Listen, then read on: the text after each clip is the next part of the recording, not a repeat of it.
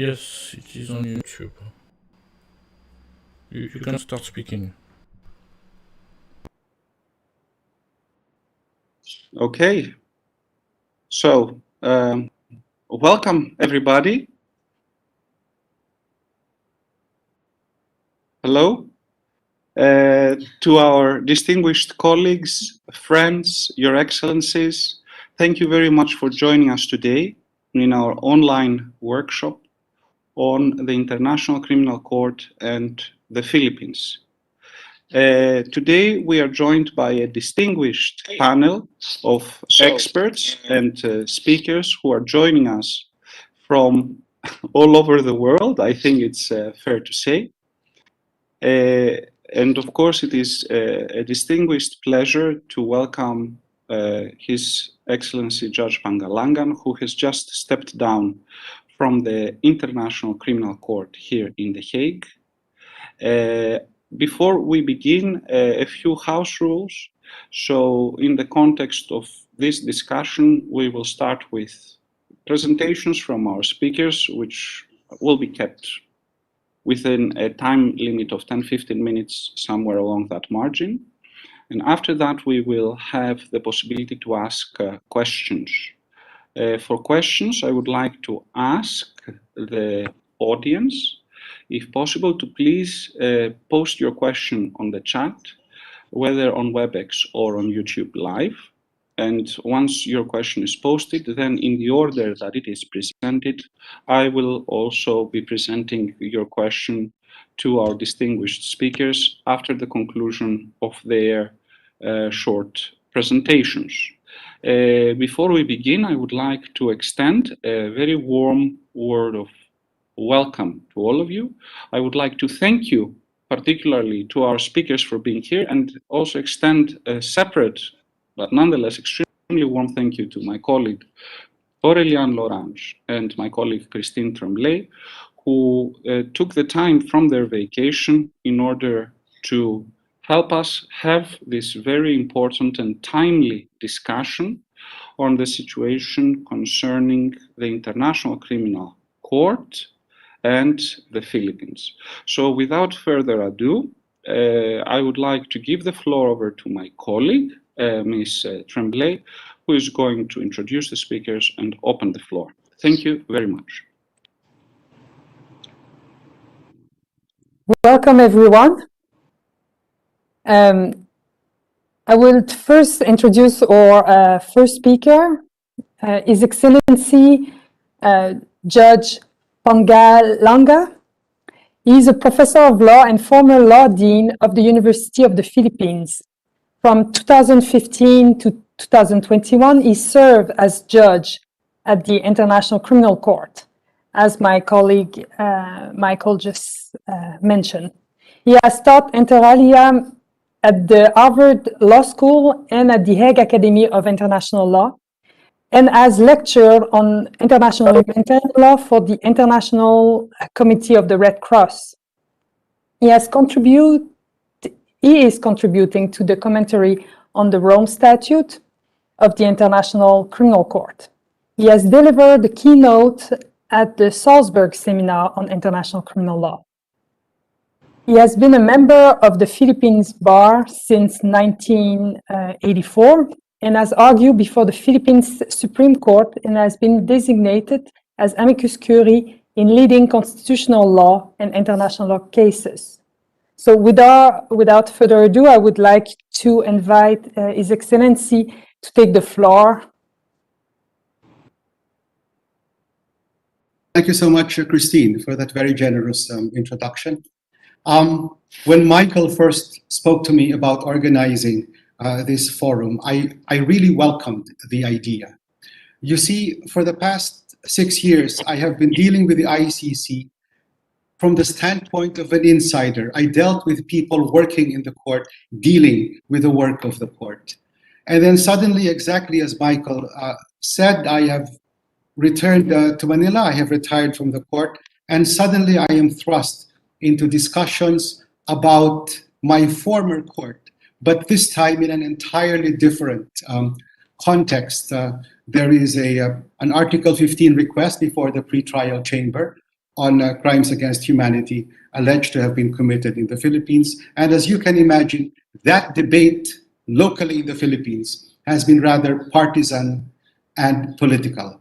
And that is why, for me, I really welcome this forum, and I thank the Hague University of Applied Sciences for organizing and hosting it, because what we need really now, for the purposes of making sure that this process is meaningful for the Philippines as a situation country, what we need is, for me, a more enlightened debate about the work of the court, realizing that the legitimacy of the court's work will depend not upon getting the outcomes that political partisans want, but by maintaining the integrity of the legal proceeding.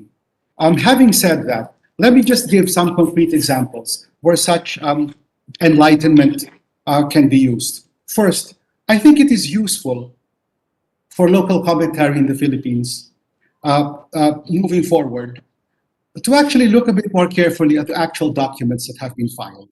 For instance, again, as you can imagine, in a highly political, partisan debate, there will be a lot of talk about evidence arising from statements issued by high government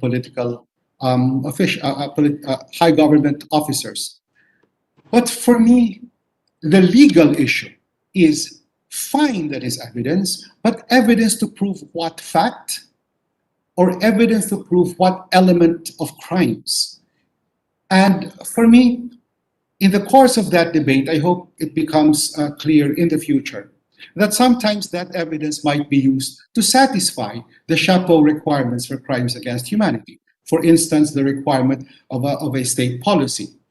But on the other hand, perhaps at some later stage, that evidence might be needed to establish the mode of liability, whether the person charged is implicated as a perpetrator or perhaps based on accessorial liability. But right now, if the focus solely is on the use of such evidence, it does get to be, to rile some political sensitivities. Not only that, if one looks at the temporal scope of the jurisdiction being invoked before the court, one will notice that the Article 15 request for permission, for authorization to investigate, picks as the starting date the first date of the entry into force of the Rome Statute for the Philippines in November 2011, and the end date being March 2019, the effectivity of the Philippine withdrawal. But if one looks at the more carefully at the other portions of the filing by OTP, one would notice that the crimes charged are alleged to have been committed in a narrower time frame.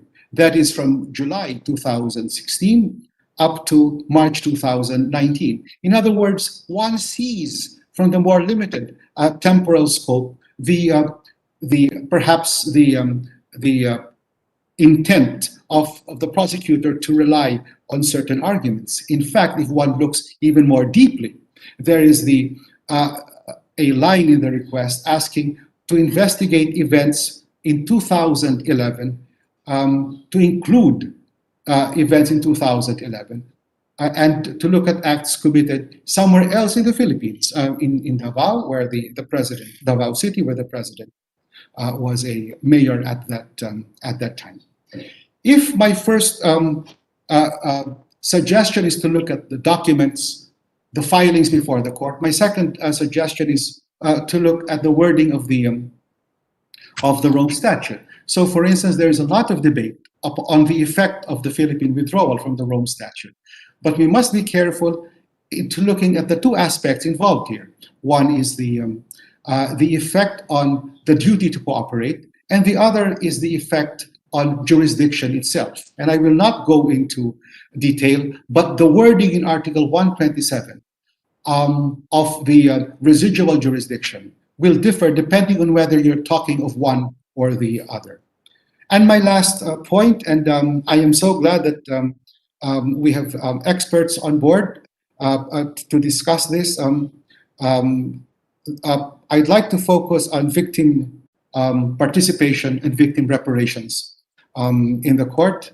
I thank Michael for having gathered a panel of speakers with extensive experience and knowledge in this field.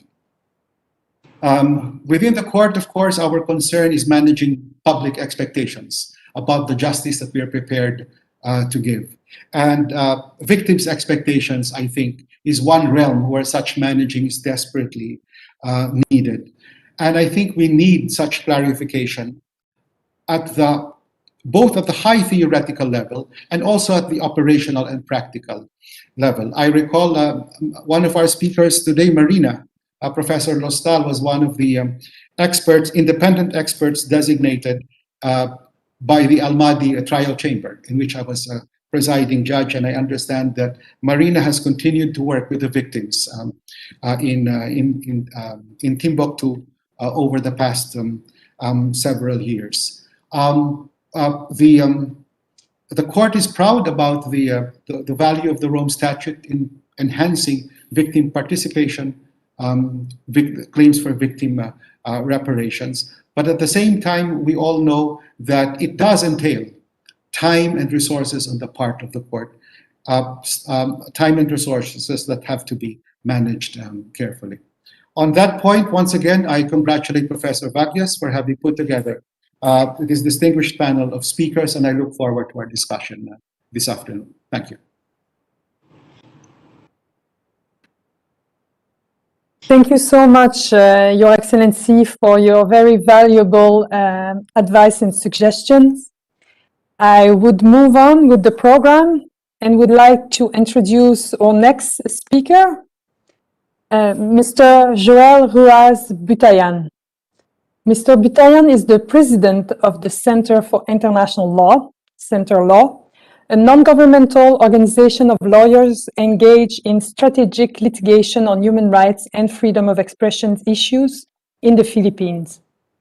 He has orally argued before the Philippine Supreme Court and the Court of Appeals in two landmark cases that sought protection for the families of victims of the bloody drug war of Rodrigo Duterte administration. He has engaged in trial litigation for 30 years. He has been, engaged in trial litigation for 30 years in the Philippines. He writes a weekly opinion column in one of the major Philippine newspapers, the Philippine Daily Enquirer. He is licensed to practice law in the Philippines and in the United States. He obtained his Bachelor of Law, the LLB, and the Bachelor of Arts, the BA, major in economics degrees at the University of the Philippines, and his Master of Law at the College of William and Mary in Virginia, US. Please, Mr. Butayan, I would like to invite you to take the floor. Thank you, Christine, for that very kind introduction.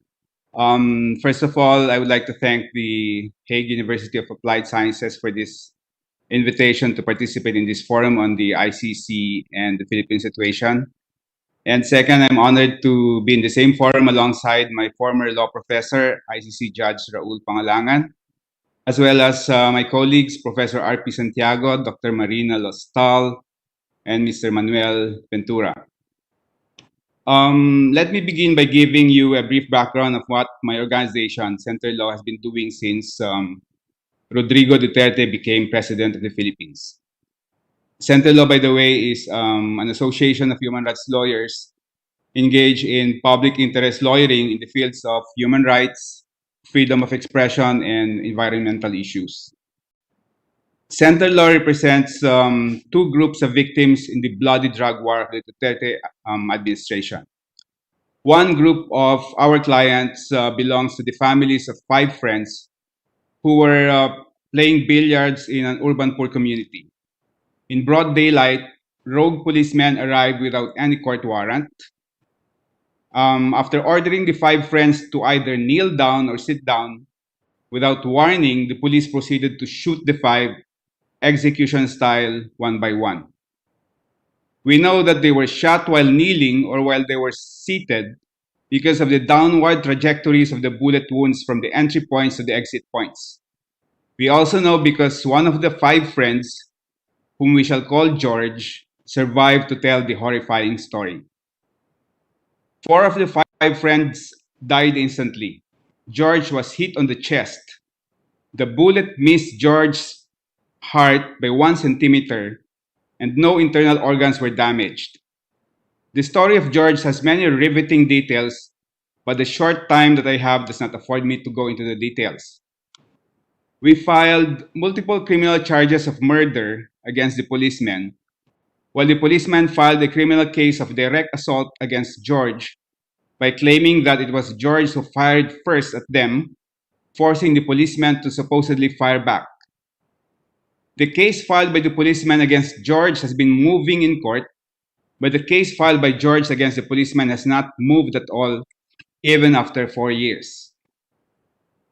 The second case that Senator Law has been handling involves the families of 35 victims of the drug war, who are residents of one of the most economically depressed areas in the city of Manila, the capital city. Of the 35 who were killed in this community, 23 victims, or 67%, died in the hands of policemen. 21 of the victims were killed inside their homes. The stories of the killings are horrific, but for lack of time, I cannot go into the details of each one. However, I can give you one example. There was one victim who was killed on the 2nd floor of his shanty. When the police threw his body from the window to the ground, because they could not get the body out of the very narrow door, the body groaned and whimpered, "Ouch!" In other words, the victim was still alive when he was thrown to the ground, and he was left to bleed to death on the ground. When former ICC prosecutor Fatu Bensouda announced that her office found reasonable basis to believe that crime against humanity has been committed in the Philippines and that she has sought ICC authorization to conduct an official investigation, she revealed 2 important time frames. First, the period of November 2011 and up to June 2016, which is the period when Duterte was either mayor or vice mayor of Davao City, down south. Second, the period of July 2016 to March 2019, which is the period when Duterte was Philippine president until the Philippines withdrew from the ICC. Prosecutor Bensouda stated that alleged crimes within ICC jurisdiction within these 2 periods require investigation. With respect to the period that Duterte was still Davao City mayor, from news reports of information submitted to the ICC prosecutor, there are the accounts of 2 self-confessed assassins who allegedly perpetrated kidnappings, torture, and killings during the time that Duterte was still the Davao City mayor. These 2 self-confessed assassins admitted that they took direct orders from Mayor Duterte himself. They received salaries and rewards for their work as assassins or vigilantes. They gave gruesome details of the killings which are not appropriate for lunchtime discussions like this. With respect to the period when Mr. Duterte was already Philippine president, per data collected by investigative journalists, there were 7,884 deaths in official police operations from July 2016 to August 2020. In addition, there were 27,000 vigilante killings for the same period as estimated by human rights groups. There have been submissions made by NGOs, human rights organizations, and lawyers to the ICC detailing deaths that occurred in police operations and vigilante killings, and framing these deaths as crimes against humanity of murder. There are groups which have been openly vocal about their submission in the ICC, like groups identified with leftist organizations, but I'm sure that there are other organizations that have submitted confidentially to the ICC. Apart from the submissions of various groups to the ICC on individual killings, there are the numerous public statements of President Duterte and his alter egos that may serve as relevant evidence on the drug war. President Duterte himself has made the following statements on various occasions. 1, quote, Hitler massacred 3 million Jews. Now there are 3 million drug addicts. I'd be happy to slaughter them. 2, to also declare that fish in Manila Bay would be fattened by eating the bodies of drug suspects killed. 3, he said that he will provide a quote-unquote pre-signed form to law enforcers, which assures policemen of a presidential pardon should they get prison terms for deaths during encounters with criminals. 4, he also suggested that police plant evidence and guns in crime scenes to make it appear as though they fought back. 5, he told policemen, quote, I will be there to protect you, do your duty, and if in the process you kill 1,000 persons because you were doing your duty, I will protect you, unquote. During one particularly bloody incident in the province of Bulacan, where 32 civilians died in just one day, President Duterte praised the policeman by saying as follows, quote, the ones who died in Bulacan, 32, in a massive raid, that is good. We could just kill another 32 every day, then maybe we could reduce what ails this country, unquote, Mr. Duterte said in his speech. What happens now that the ICC prosecutor has requested for authority to conduct an official investigation? There are actually 4 stages that the country situation goes through until it reaches the trial stage in the ICC. First, there is the preliminary examination stage. This stage is focused on deciding whether the ICC prosecutor will investigate a particular country situation in which crimes within the jurisdiction of the ICC may have been committed. This is a stage that has just been completed by the ICC prosecutor with respect to the Philippine situation. Second, there is the investigation stage. This is the stage initiated when the prosecutor decides to formally open an investigation into a situation following the preliminary examination in order to, number 1, to collect evidence, 2, find out what crimes have been committed, and 3, find out who is or are responsible. In her statement a day before she left office, Prosecutor Bensouda has requested for authority to proceed with the investigation stage. The decision of whether or not to grant the prosecutor authorization to conduct investigation will be made by the ICC Pre-Trial Chamber of Judges. During the investigation stage, victims can register with the ICC Victims Participation and Reparation section.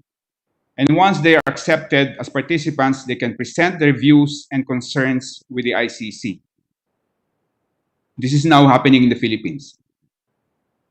The third stage is a pre-trial stage. This is a period in which the court decides whether or not to issue a warrant of arrest or an order to appear before the ICC pre-trial chamber against one or several individuals. And once a person has been arrested and brought before the ICC judges, the ICC will decide whether or not to confirm the charges put forward by the prosecutor. The fourth stage is a trial stage. This stage comprises a trial of individuals accused of having committed crimes within the jurisdiction of the ICC, at the end of which the accused is either found guilty and sentenced or acquitted of the crime or crimes. Now, what are the challenges that an ICC investigation expects to face in the Philippines? For as long as President Duterte remains in power, and if his own candidate wins in the Philippine presidential election next year, there will naturally be a climate of fear that can prevent witnesses from testifying against him and whoever else is going to be charged in the ICC. Mr. Duterte's daughter is the front runner in next year's presidential election per the most recent surveys. ICC investigators will not be allowed to step foot on Philippine soil. But the ICC prosecutor and its investigators can coordinate with various groups based in the Philippines. There will be issues of complementarity. Is there evidence that the Philippines has been unable or unwilling to prosecute the crimes, and therefore the ICC needs to step in? There will be issues of who will be charged. There will be the issue of what will be the mode of liability of those who will be charged. Is it individual criminal responsibility? Is it command responsibility? Is it superior responsibility?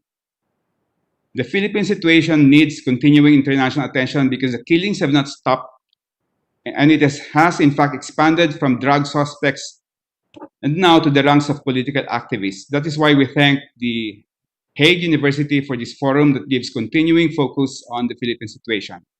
Thank you very much, and I would be happy to answer questions during the open forum. Thank you very much, Mr. Butayan, for your very insightful presentation. I would now turn to our third guest speaker, Professor Ray Paolo Santiago.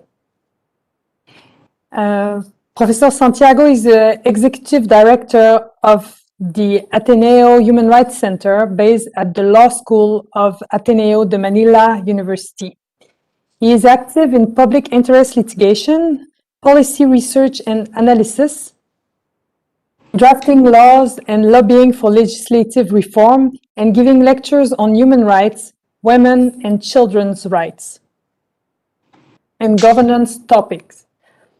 He is a professorial lecturer at the Ateneo Law School and Institute of Law of the Far Eastern University, teaching constitutional law and human rights, among others. Professor Santiago is also currently the co-chair of the Philippine Coalition for the International Criminal Court and a council member of the Alternative Law Groups. He has been a recipient of the Freedom Flame Award of the Frederick Naumann Foundation in 2014, the inaugural Asian People Award in 2015, and the Achievement Award of the UP Vanguard Inc. in 2016. Professor Santiago took up his Bachelor of Arts degree major in public administration at the University of the Philippines and his Juris Doctor degree at the Ateneo de Manila University. I would like to invite Professor Santiago to take the floor now. Thank you very much, Christine. I just want to check that you're able to see my screen. Yes, we are. Thank you. Okay. First, I'd like to thank the Hague University of Applied Sciences for this opportunity to be able to share, especially through Michael. And I also am very much honored to be with colleagues here, especially with our esteemed former co-chair of the Philippine Coalition for the International Criminal Court, Judge Raul Pangalangan. Okay. So good afternoon, everyone, or good evening if you're watching this from the Philippines. And I'll try to be really fast with this presentation, but it's very good that our colleague Joel has already mentioned the situation here in the Philippines. I do hope I'll be able to show a little bit more visual of what he said in detail, which is already, you can already imagine what has happened, just to give context to what we do. Okay? So what led to this process before the International Criminal Court? As soon as this administration came in almost 6 years ago, in 2016, there was a command memorandum circular issued by the head of the Philippine National Police, and this is what you call the Operational Plan Double Barrel. So part of it is that the police will go house to house based on a list that they've gathered of people who had been using drugs or are suspected of using drugs. This is just to show for a few seconds what actually happened. This is available actually online. I was able to grab this from an investigative report. On the left side of the screen, actually this is already the second part of the CCTV footage. This area was already cleared by police officers. And I'll play it now, very short. And you will see police officers making sure that there were earlier there were a lot of people there because they were eating. But they cleared the area, and you see that police officers were looking around whether to check if other people are looking around, okay? And I will play the right part of the video. Okay, so there you go. You see them looking around and telling people to just stay inside the houses. Okay? And at the second part of the video, okay, at that corner, you would see that, again, these are police officers disguised as civilians. And there you see a body suddenly slumping on the floor, okay? And the official report of this, it was that there was a shootout. Okay, there was a shootout. Okay, now these are only a few instances when there was no proper coordination with the village officials. Usually, there are a lot of anecdotal stories that the police would coordinate and make sure that the closed circuit televisions, if ever there are, would be switched off. Okay. Now, that kind of situation actually led to thousands of people heeding the call for them to surrender. Okay, surrender, they are not actually accused of anything, but they are asked to surrender and sign a document actually stating that they are either users of drugs or that they are suppliers of drugs. Okay, so there is no other option in that document. And this document is also notarized afterwards. Okay, so because of that kind of situation, how many have died? Well, if you go to the left side, the police actually, the government says that there are, right now, there are around a little over 6,000 based on the official count of the government of police-related nanlaban or those who fought the police. If you go to the numbers of the civil society organizations at the left side, it can go as much as 27,000 or even up. But definitely the Commission on Human Rights is saying it's much more than the government's numbers. Okay. And we all know that the Philippines has left the ICC, but there is already a recommendation. Okay, a recommendation to look into instances way back when the current president was mayor of his town, up to the time that the Philippines left the ICC. Okay, so I will not go anymore into the issues of admissibility, because in terms of admissibility, the question here is whether there are investigations actually that are earnestly being done. Okay, because I point out the investigations, and later on, of course, the ICC would have to determine the sufficiency, whether the evidence is enough and whether the situation is grave enough. Okay, but I focus on investigations. Okay, because is there really investigation happening? Okay, and considering I showed to you again the cases, around 6,000 cases. Let's just base it on the 6,000 cases that have been reported and admitted by the government. And you would see, and this is based on a media report, although it's quite dated 2018, okay, but there's not much number of cases that were added to this. So out of the thousands, you would see that a measly amount of cases have actually been filed in court. Okay, so definitely less than 100. Okay, so if you look at the statistics, that's really very small. Okay. And of course, the ICC looks into mirrors whether crimes against humanity are also being filed domestically to find out, okay, whether the ICC, whether there is a domestic complementarity of the jurisdiction of the ICC, and whether there is genuineness. Okay, I point out genuineness and the investigation because part of what the Supreme Court was asking before, us petitioners, I come from the Philippine Coalition for the International Criminal Court. It's an aggregation of individuals and different NGOs, was that we were asked by the Supreme Court, are the courts functioning?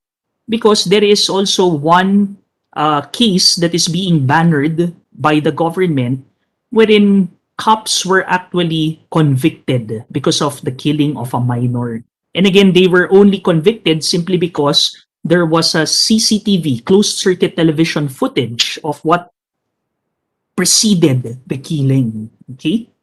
So, in terms of the question whether courts are actually functioning, we could argue that courts are functioning. But the question is, do cases actually land in courts because of the lack of investigation? Can we expect prosecution if there is no real investigation as to the killings? Okay? So I will skip the gravity, but I will go into what are we doing as part of the civil society and NGOs. One, because we are a coalition, we have members which are actually NGOs that deal with victims on the ground. And part of what we do as a coalition is that we liaise with different international organizations as well, international NGOs, and again, link technical expertise because admittedly, like me, for example, I'm no expert on this. I may have some experience in litigation in the Philippines, litigation on expertise on the law with regard to the Philippines, and read on the ICC. But definitely, experience-wise, we need advice from technical experts who would guide. As what Judge Raul mentioned earlier, it's very important also to preserve evidence, even the question of what kind and how sufficient evidence should we have at the different stages. Okay, so that one. Second, we facilitate right shops. We want to be able to document things, and we want to ensure that there are emblematic cases that can be forwarded to the ICC. So communications not necessarily come from the coalition, maybe from some of the members. We are also unsure because of the confidentiality nature before the ICC. But definitely, we supplement what the ICC has with regard to our own documentation based from our members. We facilitate collaborative meetings among our members. Different NGOs do their own different documentation. Sometimes there are overlapping of cases. So it's also very important that we sort through, and we also coordinate with different institutions even within the Philippines, like the Commission on Human Rights of the Philippines, for example. Individually, as members and as organizations, again, we have our own mandates. So we do what we can do individually, okay? And then we come together. And fifth, there are times that we also dialogue with officials of the International Criminal Court. Again, to be fair with the officials of the ICC, not to influence them, but they have been very fair. They have been very clear that we entertain you, but we also entertain people coming from the other side, even from the government, because their goal is to get a bigger picture of what's happening. And that's where our dialogue comes in, okay? Because we have the opportunity to attend roundtable discussions in The Hague or sometimes side events during the Assembly of State Parties in The Hague, then we also learn from the experiences of others. We try to ensure that the mistakes and realizations of others can be avoided here in the Philippines. We do not want to create a high level of expectation, for example, for many of those victims, and then suddenly leave them helpless. So we want to always temper expectations. We want to be able to explain what this process is all about. And that is a big responsibility as well. We also try as much as possible to brief media. Michael knows this because at times media can also feed wrong information, not because they want to feed wrong information, simply because they're a bit ignorant as well with the technicalities. And we also want to ensure that, things are not sensationalized. We want to be able to make sure that, it's about accountability. and not sensationalism. And lastly, we also want to ensure that we manage the politicization of the process. We do know that there might be some elements that want to politicize the issue. But for us and many NGOs that we represent and many individuals that are part of the coalition, this is a matter of access to justice. This is a matter of addressing impunity. This is a matter of justice. This is not a matter of whether we like whoever is sitting in the government right now or not. Regardless of who that person will be, it's about justice. So ultimately, again, my last slide really is we're just looking at the interests of justice at the moment. We want to ensure that victims are also safe. We do know that as a coalition, we do have very limited funds, so we have to liaise with a lot of other partners to ensure the safety of many of these victims. And lastly, we are also realistic that part of the gains of the ICC is to be able to make institutions in the Philippines work.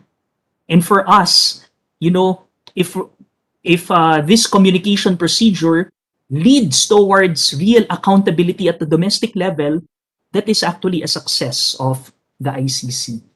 So this is how we do our work from the NGO perspective, and thank you for giving me this opportunity to share this with a wider audience. Thank you very much for this very informative presentation, especially on the work of the Philippines Coalition for the ICC. I would like to remind our viewers that the chat is open on YouTube. Please send us all your questions. All those speakers will be so happy to answer them in the forum moment a bit later. I turn now to my, let's say, fourth speaker, a former colleague of mine, Dr. Marina Lostol. Dr. Lostol is a senior lecturer at the School of Law at the University of Essex in UK and the deputy director of its Human Rights Clinic Center. She is admitted to practice in Spain, holds her PhD from the European University Institute and a LLM from the University of Cambridge. She specializes in the rights of victims in international criminal law and in the protection of cultural heritage in armed conflict. Between 2017 and 2020, she worked as a reparation expert at the International Criminal Court, first advising the trial chamber number 8 in the Al-Mahdi case, and then assisting the Trust Fund for Victims in various ICC cases at the reparation stage. Please, Dr. Lostol, I give you the floor.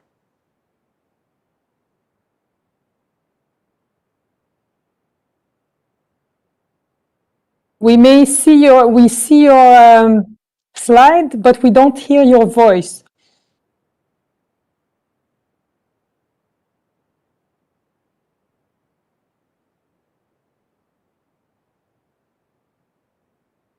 I still don't hear anything.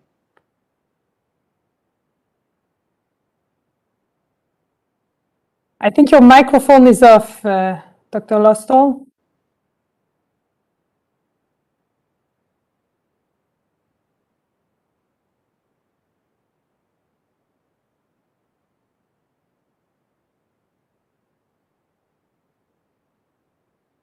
Maybe Mr. Lorange could help us on that one?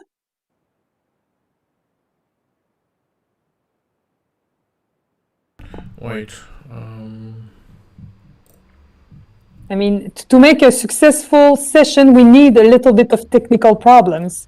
It's part of a successful session.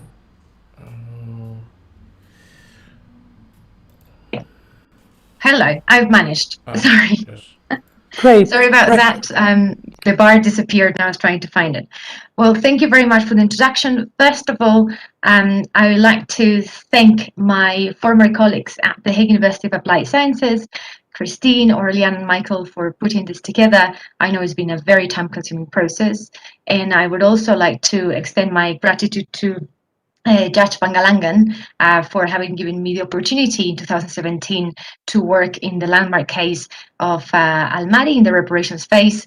As he mentioned, I continued my engagement with the ICC in relation to victims after that, and thanks to that experience, I think I've learned a fair amount about victims at the ICC, and my purpose here is to try to share that knowledge in order to help other victims in the future.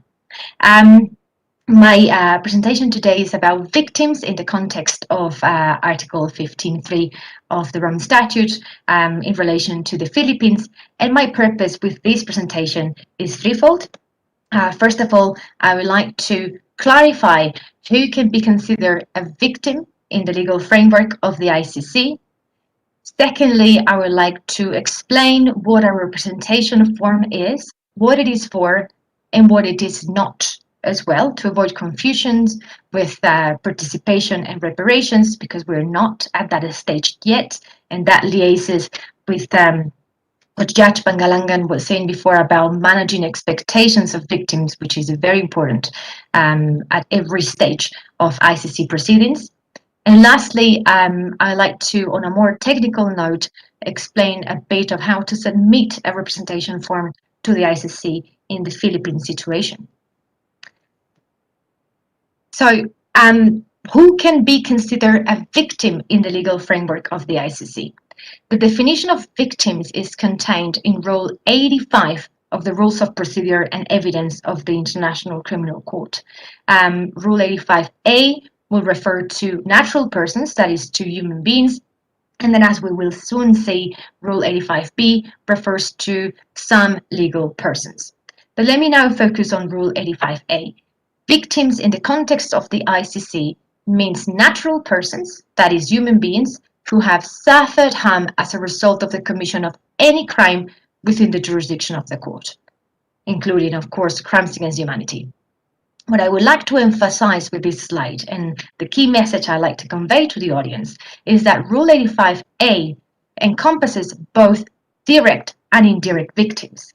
Direct victims, that is, those that were harmed as a result of the crime, or were the object of the crime, so to speak. So the person who was murdered, the person who was tortured, the person who was raped, and so forth. But also, very importantly, and sometimes this is not commonly understood, is that victims also encompasses indirect victims. That is, those persons who, by virtue of their relationship with the direct victim, also suffered harm. Normally, these will refer to family members, the parents, the siblings, or the persons who are closely connected to the victim. It could be a partner, a girlfriend, a boyfriend, or a person who tried to intervene in favor of the victim to prevent the commission of the crime. And the reason why I am emphasizing this is because, for example, in the situation of Afghanistan, the registry reported that most of the forms that had been submitted to the registry of the ICC talked about direct victims and victims of murder, and these forms were sometimes filled out by the parents without them realizing that they themselves were also victims under the eyes of the ICC. The existence of direct and indirect victims can already be inferred in the OTP request to open an investigation pursuant to Article 15. For example, in paragraph 41, the OTP recounts the killing of an 18-year-old boy named Joshua Kumilan, who was dragged out from where he was at by two armed men, and the mother pleaded for his life, and she tried to convince the men to just arrest him, but they nevertheless kill him. In this case, I would argue that Joshua Kumilan would be, of course, a direct victim of murder, but it's also important to notice that the mother of Joshua would potentially qualify as an indirect victim of the murder of her son, and depending on the scope of charges, should there be an investigation in a case, could possibly extend her the qualification of direct victim of other inhumane act for having to have witnessed the murder of her son. So the key message here is that Rule 85A covers both direct and indirect victims, and this means that according to the reports that our previous speaker was mentioning, we might have around, I don't know, 27,000 direct victims, but also a very large number of indirect victims involved in this situation. If you see the definition of victims revolves around the notion of harm. To be considered a victim, you need to have suffered harm. And the harms that are have been so far acknowledged by the court are monetary or pecuniary, so that which lends itself to monetary calculations, the loss of your income, the loss of your property, and so forth. Very commonly, we will have moral, emotional, or psychological damage in the form of trauma because you have experienced a crime or because you have witnessed a crime. Physical, when you, for example, have experienced sexual violence, fistulas would be very common. Also, wounds and mutilations in other circumstances. And even the deprivation of a right can be considered a type of harm in itself, such as the loss of the right to education. If, for example, a child was conscripted in an armed group, he would have suffered that kind of harm. Rule 85B extends the category of victimhood to legal persons as long as they are dedicated to religion, education, art or sciences, or charitable purposes, their historic monuments, historic hospitals, or other objects for humanitarian purposes. And the very important qualification here is that these legal persons would only be considered victims if they have suffered harm to their property. So moral, physical types of harm are not relevant in relation to legal persons who can also submit representation forms and further participate in proceedings. Okay, so then moving on to the second point is what is a representation form and what it is not. A representation form is a document sent to the ICC containing first-hand information of the experience of one or various victims who have suffered harm in connection to crimes within the jurisdiction of the court, in the context of the Philippines, of course, who have suffered harm with a sufficient link to the war on drugs between the 1st of November 2011 and the 16th of March 2019. It is first-hand information. This is not about reports written by an organization, an NGO, or a journal or a journalist. And the purpose is to provide pretrial judges with a direct account of how, when, and where victims have suffered harm in connection in this context with the war on drugs. These documents, these representation forms, also inform the judges as to the reason why the victims might want or not want the ICC to open an investigation. Receiving and analyzing these forms on the side of the pretrial judges can help shape the locations and type of crimes that would potentially fall under the investigation should it be authorized. And this is what I would like to emphasize in this slide.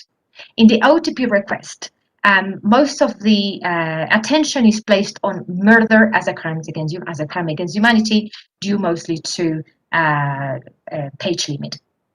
In paragraph 129 of this request, the OTP also mentions the possibility of other crimes being committed, such as torture or other inhumane acts. Victims can submit representation forms in relation to these crimes, but not only, they're not limited by the parameters of the request in the type of crimes that they have been subjected to, as long as they have a sufficient link to the war on drugs. So maybe there are victims out there who have been subject to sexual violence, to rape, illegal detention, and so forth. They can also make their voice heard in this process. So I now like to focus on what a representation form is not.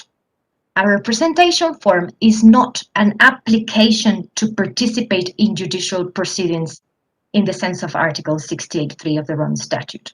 The Rome Statute contains a very robust right to participate on the side of victims in judicial proceedings, but this is understood in the moments that after investigation, not during the investigation. So normally when a case starts, Article 68.3 kicks in. And then victims have a lot of rights to participate through a legal representative of victims. They can make opening and closing statements. They can obtain access to evidence. They can question witnesses, even lead evidence, and they can submit their observations on sentences and so forth.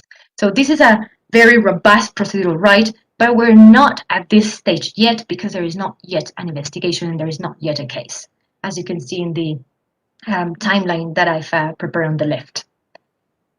A representation form is also not a request for reparations. Reparations might be provided to victims in the form of restitution, rehabilitation, or compensation in individual or collective form, but this only comes through after there has been a conviction, and that normally is further down the line and it might take many years to happen. These representation forms that victims can send now to the ICC are not in any way linked to a request for reparations. So a representation form at this stage is a sui generis procedural right in the context and limited scope and purpose of Article 15.3 that cannot be compared to participation or reparations rights. This has important implications. First of all, if you are a victim or working with a victim and submit a representation form at this stage to the ICC, this form will likely not be shared with the OTP. Never before such form has been shared with the OTP. In other words, these forms are not treated as evidence. Secondly, these forms, because they are outside the participation procedural right, are subject to a lower standard of proof. They are subject to the standard of proof of lower prima facie. This means in practice that victims do not need to provide their ID or any supporting documentation in backing their claims. They actually don't even need to disclose their identity in any way. And I'll say a bit more about this later. The representation forms are like matches that you light up. They serve the purpose and then they are discarded. They are they begin and end in themselves in the sense that they're independent and separate from application forms to participate or to receive reparations. This means that if a victim decides not to submit a representation form now, he or she has not precluded his or her right to participate at a later stage. There is no obligation to do this at this stage. And vice versa, if a victim decides to submit a representation form at this stage, he or she is not obliged to then apply to participate in proceedings or to request reparations if there was a conviction. Lastly, I'd like to conclude with the technical note of how to submit a representation form to the ICC. And my main message is that in the Philippines, security must come first. We're dealing with a country, with a government that is hostile to the ICC and has gone as far as withdrawing from their own statute. So engaging with the ICC or being perceived to engage with the ICC comes at a risk. And this risk is, for now, only on the victim's shoulders. As this document from the ICC registry notes, the ICC is not in a position at this stage to provide security to victims. So it is for the victim to assess in his or her specific circumstances if it is safe for him or her to engage in a representation form to the ICC. And assess this risk carefully and only then decide whether it's worth it to submit a representation form. If the person decides to submit a representation form, this is how you can do it. Representation forms can be individual or collective. Individual is when the victim speaks only about his or her harm, and he or she can do it directly, submitting the form to the ICC, or he or she can use an intermediary acting on behalf of this victim, but only telling his or her experience. The other form is collectively, where a representative or someone acts on behalf of a plurality of victims and tells the account of their harm, where it happened, how is it linked, and so forth. In my view, and in the current circumstances of the Philippines, it might be safer, but this is only my personal view, to use an intermediary or someone to write the representation form on behalf of the victim, because only that person is to sign the form and identify himself or herself. So if you use an intermediary, so to speak, someone acting on behalf of you, then you don't need to disclose your name or any identifying information, or you might do so more freely. If you want to see how the forms look like, that is the website of the ICC that you should consult. And I would also like to bring to your attention that the ICC registry has strongly suggested for anyone wanting to make representation forms or wanting to engage with victims to this end, to first ask for help, for technical help from whoever has received training or explanation from the ICC as to how this process works. At this stage, this person does not need to be a lawyer. It can be anyone who is knowledgeable about the process. And Manuel and I have set up a secure email address in case any one of you has questions about how this process works or needs advice on how to submit a representation form. Just remember that the deadline is looming large and is the 13th of August of this year. So to conclude, please know that the notion of victim encompasses both direct and indirect victims, and that representation at this stage is not an application to participate and is not a request to receive reparations. That comes further down the line and is an independent process. And if you are thinking of submitting a form to the ICC or know someone who might want to do it, security comes first. And thank you very much for listening. Thank you so much, Dr. Lostol, for your very practical, hands-on presentation. You gave us amazing, useful, and clear information. I move on to our last speaker. Oops. Mr. Manuel Ventura, who holds a Bachelor of Arts, History, Politics, and Philosophy and Law, and a law degree from the University of Western Sydney, a Bachelor of Economics and Social Science degree from the University of Sydney, and a Master's in International Humanitarian Law and Human Rights from the Geneva Academy of International Humanitarian Law and Human Rights.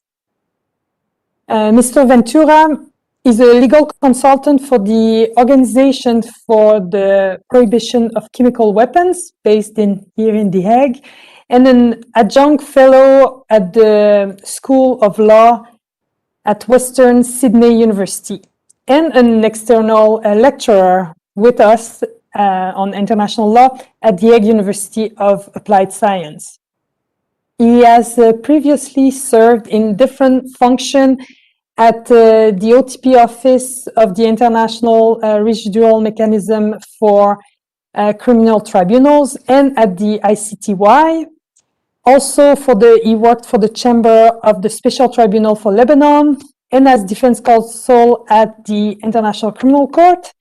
He also worked previously for the Office of the Chief Justice of the Constitutional Court of South Africa and for the Office of the President Antonio Cassesi at the Special Tribunal for Lebanon.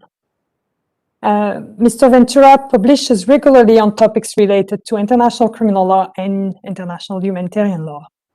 Please, Mr. Ventura, I give you the floor. Thank you very much, Christine, for that introduction. And Let me start by also thanking the organizers, yourself, Michael, Judge Pangalangang, for giving us the pleasure of presenting today on this topic, which of course is timely and is of great importance for not only the Philippines, of course, but for international justice in general in the circumstances that has been put forward at the ICC. So what I intend to do in my presentation is sort of following on from what Judge Pangalangang was saying, is sort of go into the document itself and the application by the prosecution that has been put forward to the ICC to give a bit of detail and to flush out a bit of what the prosecution has presented already to the pre-trial chamber to ultimately determine whether to authorize an investigation.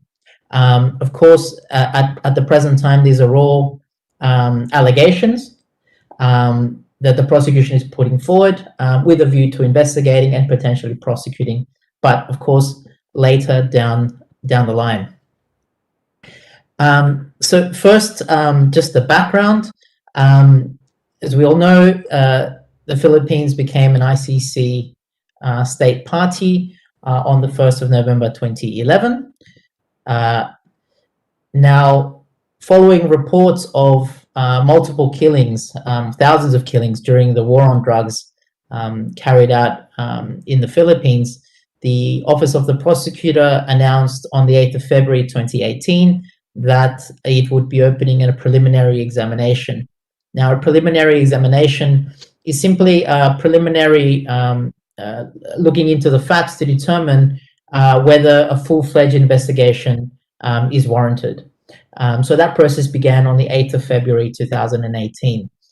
Now, the following month, in March 2018, the Philippines decided to withdraw from the ICC and gave its written notification to that effect to the Secretary General pursuant to the provisions of the Rome Statute and specifically Article 127.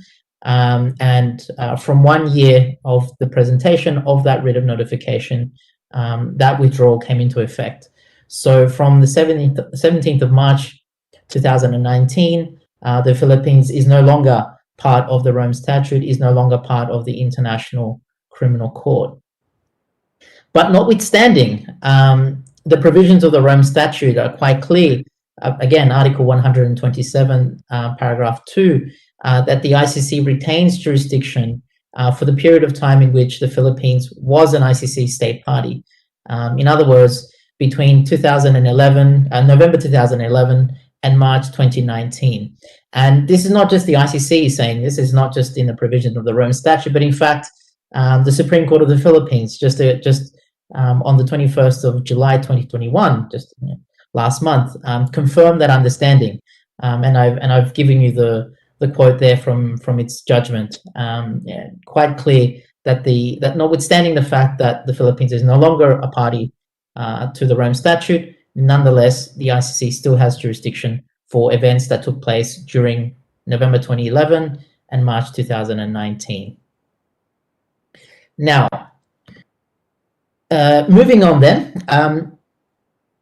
the OTP announced on the 14th of June 2021 that it had finished its preliminary examination and formally submitted a request to open an investigation into the situation in the Philippines. Now, this is pursuant to Article 15, what we call a proprio motu investigation, and that is when the prosecution opens an investigation without a state referral or without the Security Council referring a matter to it, which are the other trigger mechanisms under the Rome Statute. Now, under this process, under the Rome Statute, the prosecutor requires judicial authorization before any investigation can commence. And that is why that request was submitted to the pre-trial chamber for authorization on the 14th of June 2021. Now, I should emphasize actually that these circumstances are unique because it would be the first time actually that the OTP has submitted an investigation authorization request, and I should add the decision will come out after the Philippines withdrew from the Rome Statute.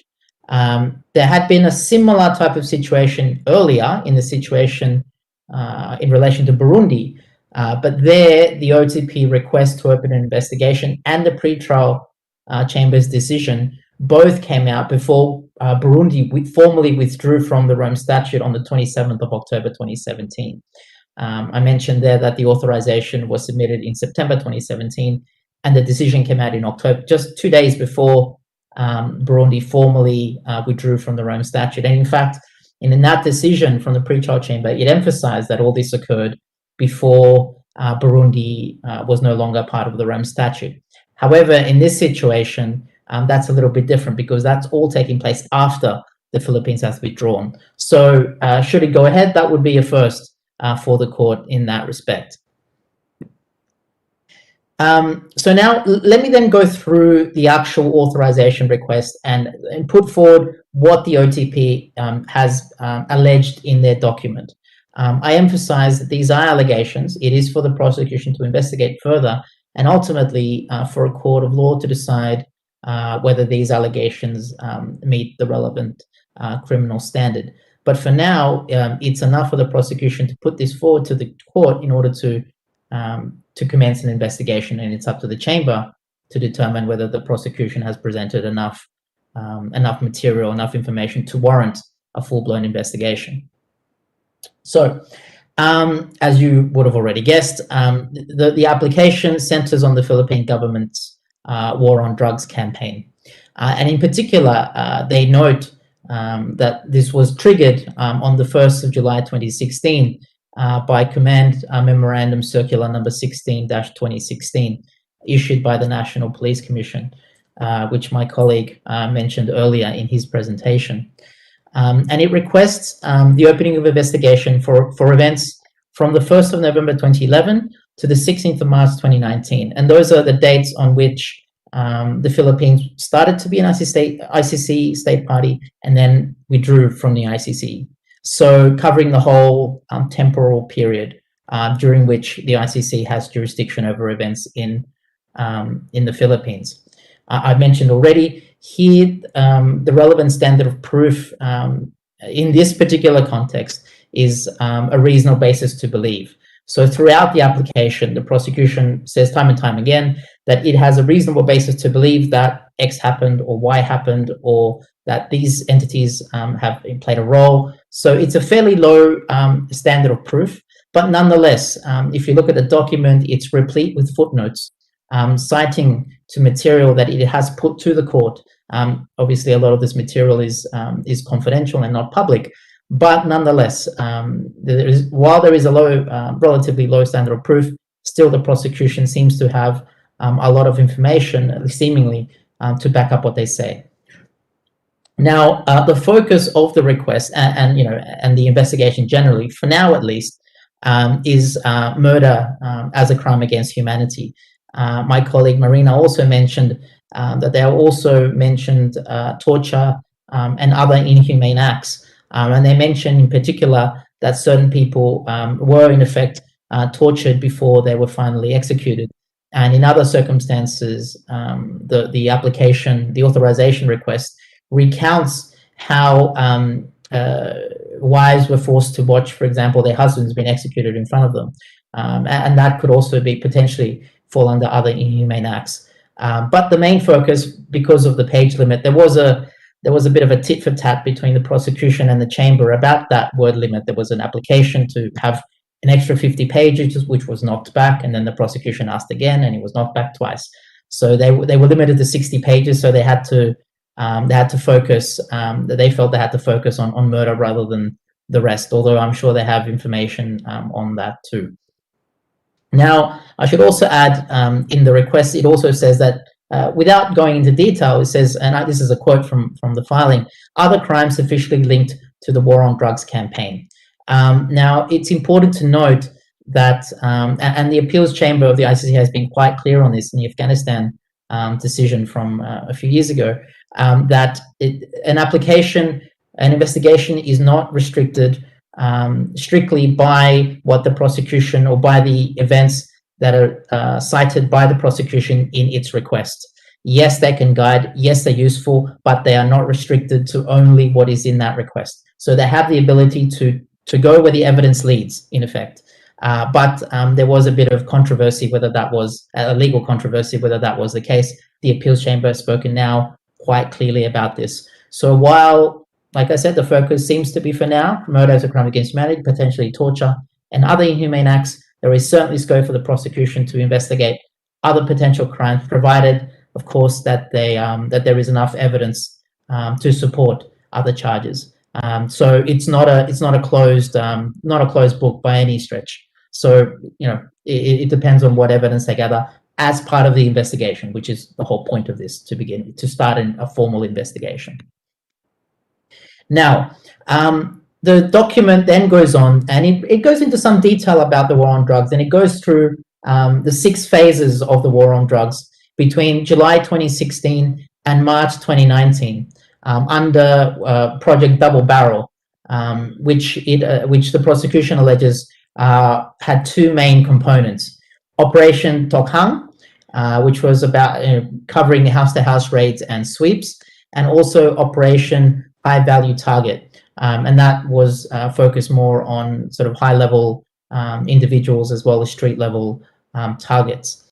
Now, those operations sort of ebbed and flowed as time went on, but those were the main components of the overall campaign, which the prosecution alleges was carried out by the Philippines government as part of a state policy, which is one of the requirements, the contextual requirements for crimes against humanity. Now, in the application, in the request, the prosecution cites to between 12,000 to 30,000 murders in the context of this project, of this operation, of the war on drugs. Now, they allege that these took place, generally speaking, in 2 sort of broad contexts, either during official law enforcement, anti-drug operation and related operations. But the OTP, really goes to emphasize that these operations, in their view at least, was deliberately aimed at killing the victims and not in self-defense. The prosecution goes into some detail saying that, broadly speaking, a lot of these incidents carried through a regular pattern. A lot of the times, the allegation is that the police killed individuals because they were shot at first, and they were acting in self-defense, and that seems to be the line that has been taken every time, more or less, that these events have occurred. And the prosecution, has taken that on board, but nonetheless has rejected that explanation, saying that it may well be that some may be like this, but overwhelmingly, in the judgment of the prosecution, this was part of a deliberate campaign and not killings carried out in self-defense, as has been put forward in the context of the Philippines. Now, aside from sort of official law enforcement, there's another category that the OTP recognize, and these are sort of outside official operations / channels. Here we're talking about vigilante type of killings by persons still unknown, but obviously will be subject to prosecution investigation, but sort of separate, sort of under the radar and under sort of false pretenses and under sort of concealment. It's still a little bit murky, at least to the prosecution, exactly who are the people responsible, but they do allege that, at least in some circumstances, they allege that these are police, in effect, masquerading as vigilantes and acting, under either the express consent or with the implied consent of their superiors, at least a certain category. I'll talk about those in a minute. Now, taken as a whole, the prosecution submits that these murders, these killings, were carried out as part of a widespread or systematic attack directed against a civilian population, specifically people involved either using drugs or alleged to have used drugs or alleged to have been involved in the drug industry. And pursuant, importantly, as I mentioned, pursuant to a state policy, namely Project Double Barrel. Now, let me then go into a little bit more detail about who exactly the prosecution alleges have been responsible for this. Now, again, I emphasize that these are allegations, and ultimately the prosecution, if they decide to bring charges, they will bring charges against individuals, not an entity, not a legal person, natural people. So to the extent that they have named certain organizations and certain entities, this is simply to identify them and not to allege that they, this entity will be charged as a, as a collective, as a group. That's not how the ICC works. So any of the individuals of the entities I'm about to name will be individual natural persons. Okay. So having said that, the OTP does identify a number of entities in the Philippines, which the prosecution says have been involved in these operations, which has led to these killings. It has named from the top the Philippine National Police, naming the Director General of the PNP, the Philippines National Police, to city level directors, to station level police. From what I gather, they alleged that this was sort of went from the top all the way to the very bottom, like I said, even specifically naming the Director General of, or two Director Generals, I should say, of the Philippines National Police. In addition to that, they identify specifically the Anti-Illegal Drugs Group, and later renamed or rebranded as the Drug Enforcement Group, as an entity also deeply involved in these operations. The OTP also named the Philippines Drug Enforcement Agency, the Armed Forces of the Philippines, which I understand the prosecution says came in to support the police in carrying out these operations. It also names the Department of Interior and Local Government, which is an entity, I understand, of the Philippines government, which actually technically is the supervisory authority over the Philippines National Police. And more, I guess, also more, at least it jumped out at me, at least, that throughout the prosecution's authorization requests, you see a number of quotes, direct quotes, 2 footnotes, where it cites public statements before and during the war on drugs by senior Philippines officials, and I quote here, encouraging, supporting, and urging the public to kill suspected drug users and dealers. Some of the language that is quoted in the request is far from pretty, and certainly could land some people in trouble potentially later down the road. But as I understand it, these statements have been made publicly by said individuals, and the prosecution has certainly heard them and has cited them and quoted them in their request. In addition to that, the prosecution notes that there have also been financial incentives, money being paid, it seems, to persons who have carried out these attacks, these operations, promotions as well, and medals for people that have carried out some of these attacks, some of these killings, and as well also noting that certain individuals, at least, have been pressured to proceed with the operation that have led to the deaths alleged by the prosecution. So that covers sort of the state actor component of what the prosecution is alleging. Then you have sort of the other actors, and these are divided into 3. The prosecution identifies 3 groups here. Now, the first, it says these involve private citizens that have been prompted into action to kill drug users, drug personalities, to assist the war on drugs campaign, but acting independently from state organs and state entities. So basically, vigilante groups that have sort of heeded the call, so to speak, and have decided to go on their own and carry out drug killings and sort of taken to heart what some of these public statements and public calls have when they've come from the government. The second group are people that are also private citizens, individuals, not officially part of the police, but nonetheless acting under their direction or in coordination with them.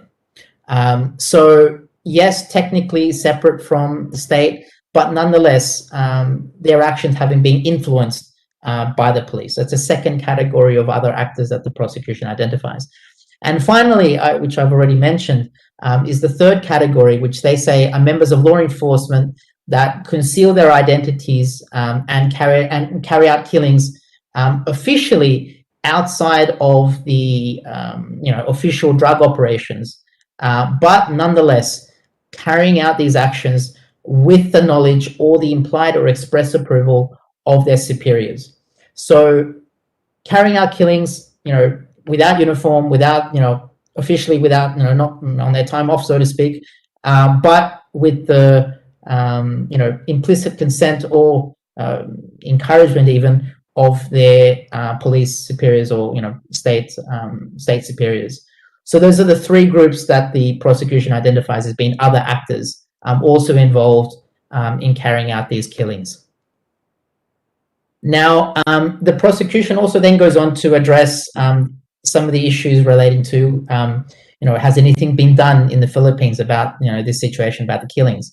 And the prosecution is quite clear in saying that there's, just a systemic failure to investigate and prosecute anything really that has been going on as part of the war on crime, or war on drugs. In fact, there's been promises of immunity being dished out by the government, publicly and privately. They note, yes, that there have been some that have gone to trial, but the prosecution calls them, and I quote, token cases of low level perpetrators. They've noted that, to their knowledge, only one case has proceeded to judgment, and the killing of Kian de los Santos, and that's it. At least according to the prosecution, that's the only case that's ever gone to judgment. There's no indication to the prosecution satisfaction that there's been any investigations of anyone that's ordered, planned, or instigated any of the killings. So not just the people, obviously, the physical perpetrators who physically carry out the killings, but the people above them that also bear some responsibility for what has occurred. They do note, however, that some senior sort of commanding officers have been implicated, have temporarily sort of been relieved of duty, but then later moved around or alternatively promoted, and no real consequences for sort of these individuals. And overall, the prosecution alleges that this has in effect led to just a systemic culture of impunity for what has been going on in the Philippines. And they go so far as to say that this environment has in effect encouraged the perpetrators to continue to carry out killings and other crimes of suspected drug dealers and dealers, users and dealers, knowing in effect that nothing will happen to them. So encouraging them through creating a culture where if you kill, nothing will happen. Now, in terms of where the prosecution has alleged these events have taken place, the prosecution has said that these killings, these operations, has been carried out throughout all the regions of the Philippines, all 17 regions. Now, different regions to different extents and to varying degrees of intensity. But in the 17 regions during the war on drugs campaign, they allege between July 2016 and March 2019 are the dates they've identified with respect to the broader campaign. They note that the highest numbers, or highest regional level numbers, are in the National Capital Region, Metro Manila, Central Luzon, Calabarzon, Centro Visayas, and Ilocos. Those are the regions that the prosecution has identified with the highest numbers. Now, again, I emphasize, I mentioned earlier, but I'll emphasize again, that the prosecution is not bound by these regions alone.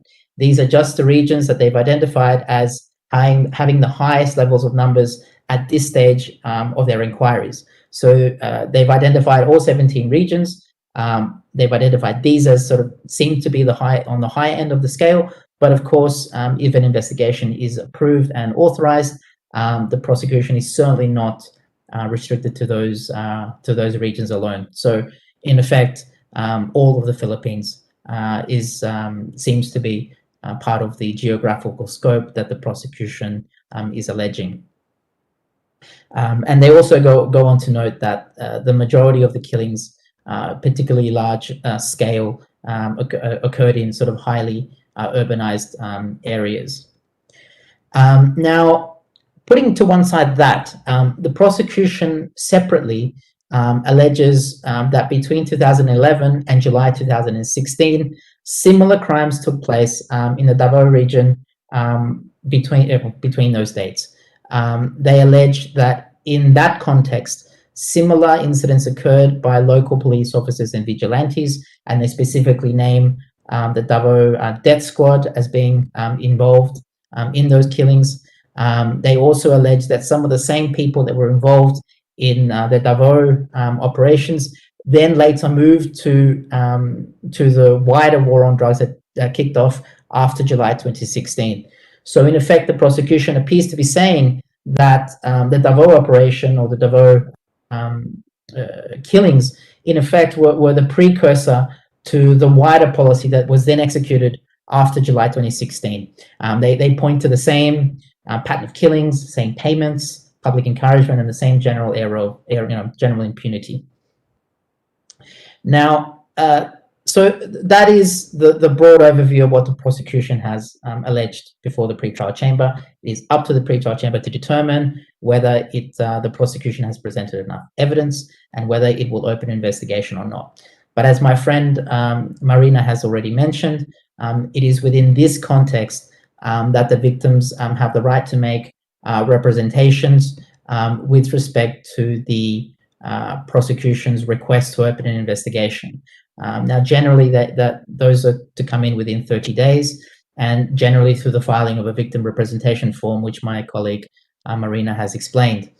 However, on the 17th of June 2013, the pretrial chamber extended the period of time by which the victims can present these representations to the 13th of August 2021. And there's the quote from the pretrial chamber. My colleague Marina has explained the intricacies of that. I won't go into that, but suffice to say that if there are any questions or queries in relation to the process or anything that Marina or myself have explained, please feel free, should you wish, to reach out on that email. And you know, if it is something that you are considering doing or assisting in doing, feel free to reach out. Thank you. Thank you very much, Mr. Ventura, for all those insightful information about the content of the OTP authorization request. It's time now to move on to the second part of this workshop, the question forum of the Q&A, how you want to call it. I've been informed that there are some questions in the chat of YouTube's, but please feel free. They are all eager, our presentators, to answer your question.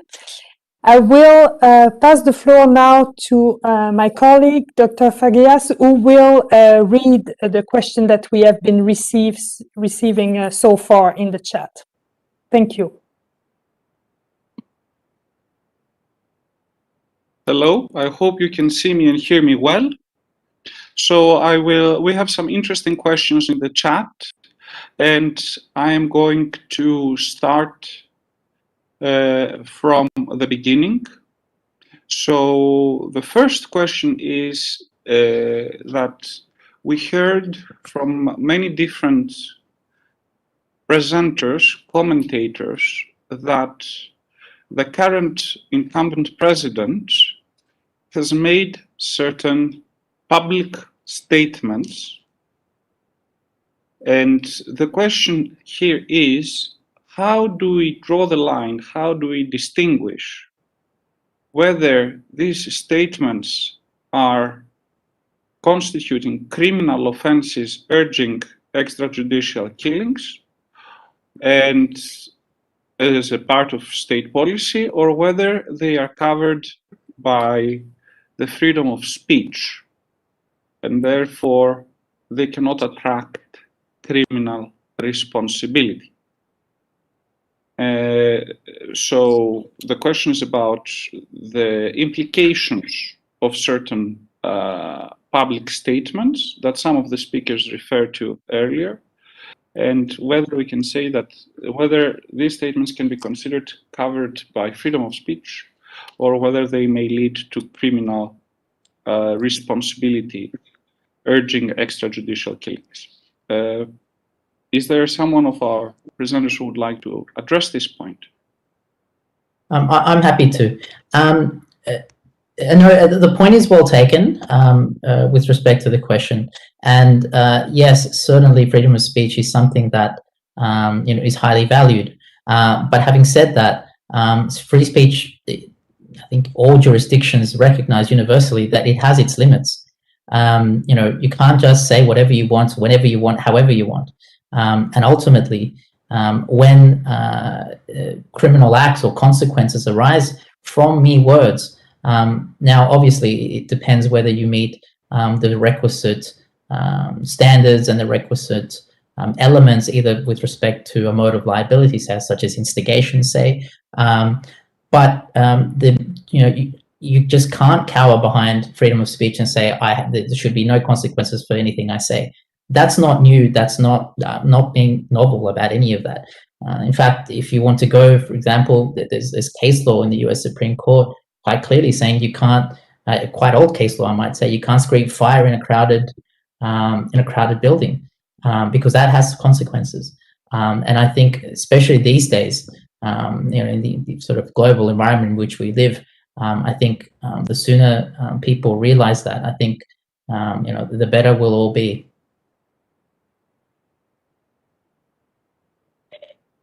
Could I ask also perhaps if any one of our other presenters would have something to contribute here on this question, the public statements of the current president and their legal qualification, or is it okay if I switch to the next question on our list? We have quite a few. May I just also add something as well? If somebody else wanted to say something, just a thought that I should have said and I didn't. What I just said, I think applies even more when you're in a position of authority. You have a certain responsibility as an individual, as a leader of your country, to people listen to your words. Words matter, especially when you're in power, when you have authority. Because believe it or not, the more power and authority you wield, the higher the chances of what you say can have an effect on the ground. And here in this particular context, the allegations will be, I suppose, later down the road, is that those words led to deaths. Now, it will be obviously for the evidence to determine whether that rises to a criminal standard. But to say that I just said it and I have freedom of speech, I don't think is going to cut it. With your permission, I will now turn to the next question, if that's okay with everyone. Thank you very much. So the next question is a little bit of a tricky question. So it would seem that the current president of the Philippines is a very popular figure. And part of his popularity is drawn from the view shared by many in the constituency that the country can be governed properly and the problem of drug use in the country can be addressed properly only through such brute force, and that other solutions have not proven to be efficient or effective in that point. And the question here is, how does one change the view that the only way to address the drug epidemic and the only way to run Philippines as a country properly is by having this kind of operations?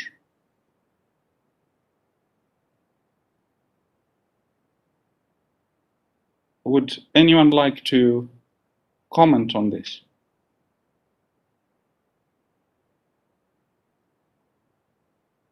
I'll attempt, Michael. Thank you. Although that's a very complicated and that's a brilliant question, which is very complicated. I think I'll start from relating it to the previous question. One, as Manuel already mentioned earlier, the person speaking here is the president, and the president, whatever he says, sets the policy. And when he speaks, people from the government, especially from the executive department, listen. And this is where the investigation comes in of the ICC prosecutor, because it doesn't mean that just because he said one thing, that it doesn't mean that that is actually what he really meant. And again, it could be part of the rhetoric, but again, if the prosecutor, for example, finds out that there was really no action by the investigators on the ground to find out who are involved in the killings, and because of what the president said, law enforcers actually followed and there was no prosecution, then I think the bottom line here is that regardless of the popularity of the action or not, what we are building here is building governance and accountability based on human rights and the rule of law. And again, the end does not really justify the means. So that's the first point. The more difficult point in that question actually is, how do you change public opinion with regard to that popularity? And it's difficult because, again, there is such public support borne about by frustration by many of the people with regard to the situation. And why is there frustration? It's also because of weak institutions within the Philippines. So, for me, to simplify it a bit, there is really a lot of work in trying to educate people, not to tell them that, that this is right or this is wrong, but for them to realize that the attainment of the goals that they want, justice, for example, being able to go after perpetrators of crimes against themselves, that you need strong institutions for this. That has to be realized, and that takes time. That's why I said it's complicated. It's not as if you invite them in a forum and then after listening, they would suddenly have that aha moment. How I wish it would be like that, but theirs is always born by experience and frustration. And the second part of that difficult process, but just to simplify, is that's why many of us here really work towards the strengthening of institutions. Okay, because a populist approach would be a shortcut. Okay, a shortcut, which means that there are violations that may happen along the way.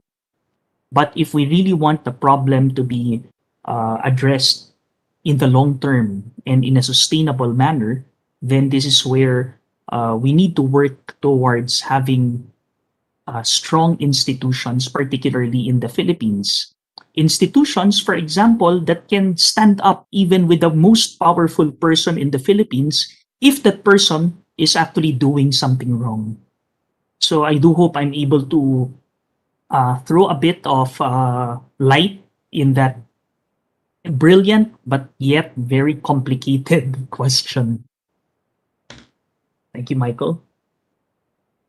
Thank you Yes, Joel, please, the floor is yours. Yes, I just want to add to what RP said. It's not actually entirely correct to say that the president is popular because of the drug war. In fact, in more than one survey, specifically in the drug war, the majority of the population are actually against the drug war. They're actually against the killings that are happening. The president is very popular in general for a basket of reasons. Number one, because of long-standing disappointment and disillusionment of the people against liberal and so-called liberal and democratic leaders. Number two, the president has been very popular because he's giving increased salaries and direct subsidies to to people, you know, in the lower income levels, no? And so it's a basket of reasons. It's not actually because of the drug war. He's actually very unpopular when it comes to the drug war. But he's very popular because of a number of reasons not related to the drug war, actually. Thank you very much. With your permission, can I move on to the next question? Is that okay? Or would somebody else like to contribute something further? Joel? No? Okay, then I proceed.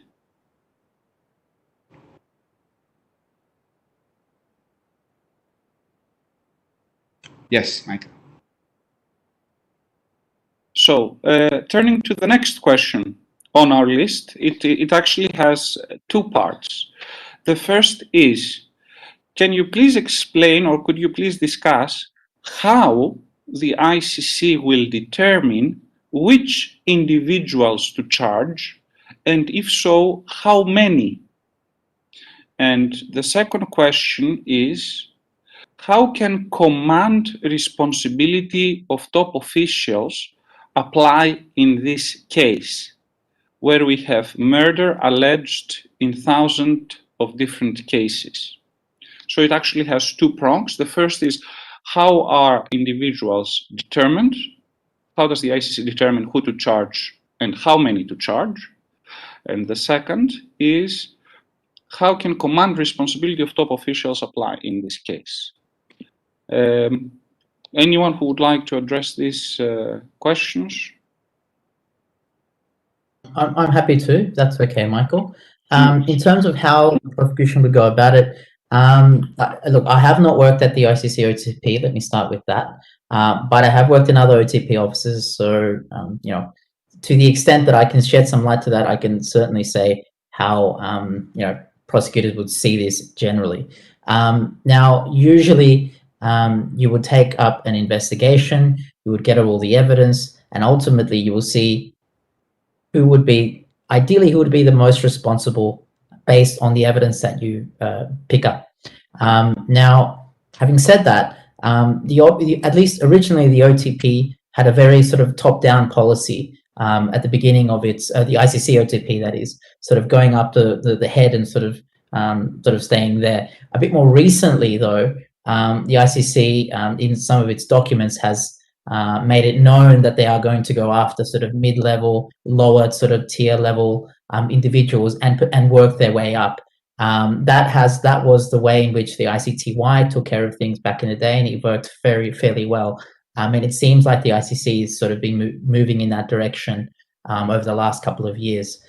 So I suspect that the same would likely occur here. Going after sort of mid-level, maybe lower tier people, and potentially sort of working your way up. But you know, I stand to be corrected, and that's ultimately up to the prosecution office. But you know, you take the evidence where it leads you, and if it happens to lead you up the top, you go there. If it leads you to the middle, you go there. But again, having gone through, you know, from the ICCY's experience, you know, building your way up. Is ideally how you would go, but you know, it's an independent office, so of course it will determine how the direction it takes.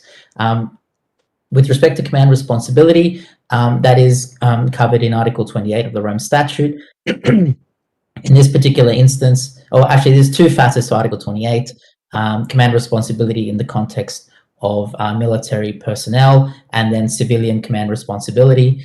Either one of those categories of people can fall under Article 28. There's a slight difference between the two depending on which you fall under, but that's certainly a possibility.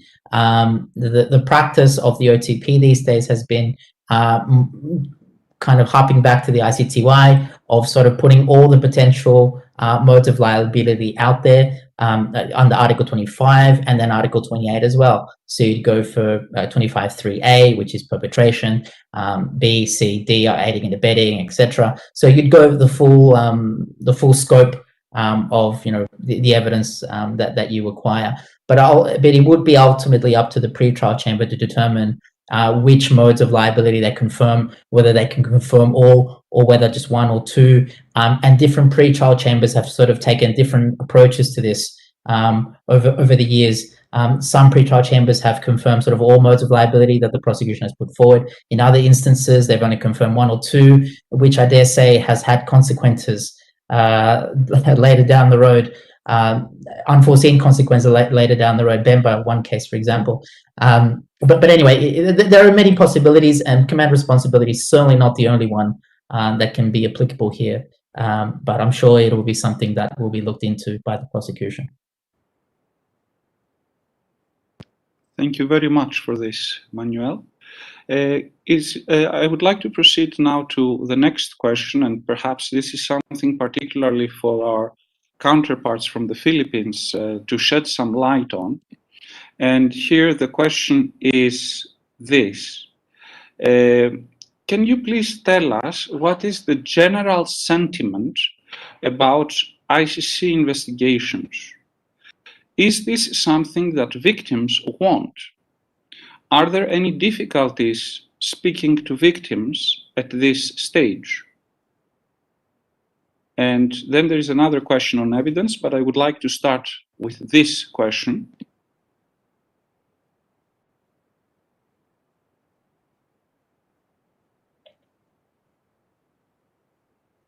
Let me take the first shot, Michael. Hello? Please, Joel, please go on.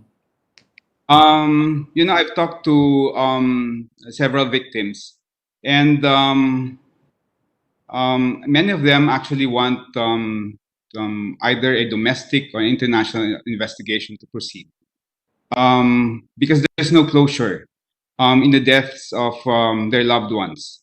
They want accountability, they want liability to be exacted, because you see, even just the mere act of giving documents to them related to the killings, they've not been given that. The medical reports, the police investigation reports, they've not even been given those documents. There's a climate of fear among victims' families, and that is the reason why they have not filed any complaints in the Philippines, except for the ones which were caught by the media because of CCTV evidences. But with respect to the majority of the killings, there have been no investigations. Under the police manuals and the prosecutors' manuals of the Philippines, the police are supposed to subject themselves to automatically to an investigation by the prosecutors. And the prosecutors are supposed to motu proprio conduct investigations whenever a death occurs as a result of police investigation. But in 99% of the killings that have happened, there were no investigations done by the prosecutors, and the policemen did not subject themselves to investigation by the prosecutors. So under these circumstances, there's actually no hope for the victims' families to obtain justice in the domestic level. That's why a lot of them are looking forward to the ICC exercising jurisdiction and doing its prosecution.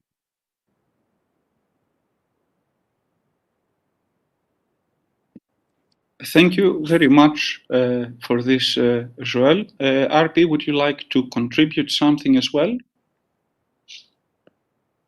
I think very short.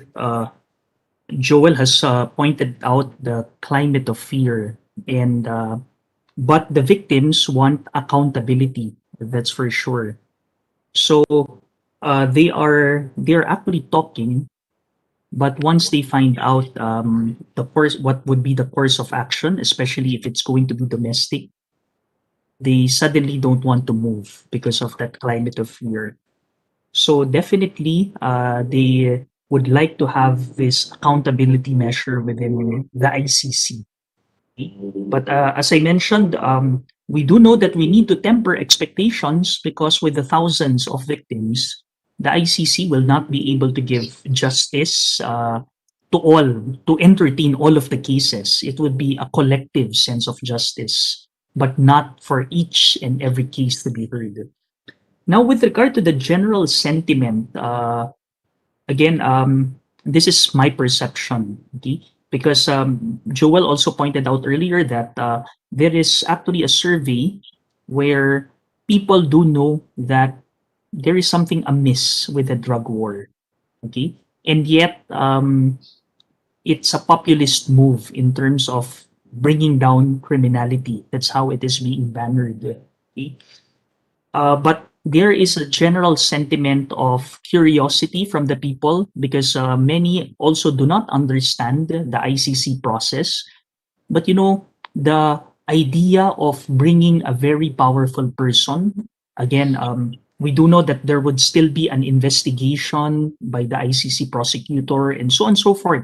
There would be several processes, okay? But still, the idea of a very powerful person who can be made accountable makes people curious about it. That's the sentiment here. And every time, again, the ICC is mentioned, of course, people are curious, and it also does not help, maybe. It adds to their curiosity when the president himself would retaliate and verbally attack the ICC. So that creates still that sense of curiosity among the people as to this whole process. Thank you very much, RP. Yes, Your Excellency. Hi, Michael. I just want to add something briefly. Marina earlier mentioned the top priority should be the safety and security of victims and, of course, of witnesses. And in the many cases I have heard at the court, of course, we're familiar with the protective measures that the court offers to victims and to witnesses. I think the challenge now is actually to adapt the protective measures specifically to the situation in the Philippines and the situation that the victims and the witnesses face. So Marina earlier mentioned the safeguards with regard to victims stepping forward at this stage of the case. Perhaps at a later stage where they do appear to offer their testimony before the court, then those protective measures must take into account the particular challenges in the Philippines. Let me just close on that. Thank you. Thank you very much for this timely intervention.